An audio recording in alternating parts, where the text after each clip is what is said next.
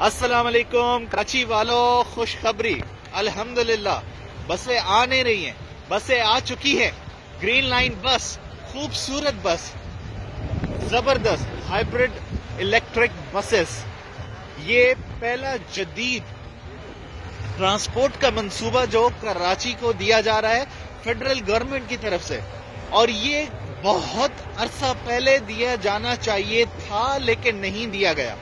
लेकिन आखिरकार हम पाकिस्तान तहरीक इंसाफ इमरान खान, वजीर आजम इमरान खान के बेहद शुक्रगुजार हैं। और ये आप पूरी वेसल देख रहे हैं, पूरी शिप है जिसके ऊपर ये पूरी लदी हुई है और इनको एक एक करके उतारा जा रहा है। अल्हम्दुलिल्लाह बसेस कराची में आ चुकी हैं। देखिए एक चीज मैं आपको बताता चलूं, अक्सर लोग सवाल करते हैं कि भाई फेडरल गवर्नमेंट ने कराची को क्या दिया। देखिए सवाल जो है ना उसको थोड़ा सा टेक्निकली ठीक करें आप लोग।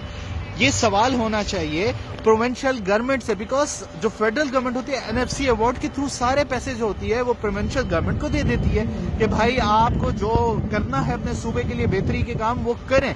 एजुकेशन देना है, आपको तालीम देनी है, आपको इनके अस्पताल देने, आपको सड़कें देनी है, आपको जो फैसिलिटीज देनी है दें। लेकिन सिंध में ऐसा नहीं हो रहा। Karachi is the most neglected city of Pakistan, और जितने भी सूबों को ये ग्रीन लाइन दी गई, बीआरटी के प्रोजेक्ट्स दी गए, उनकी प्रोविंशियल गवर्नमेंट ने दी। पेशावर ने केपीके की हुकूमत ने दी, पिंडी में पंजाब हुकूमत ने दी, लाहौर में पंजाब हुकूमत ने दी।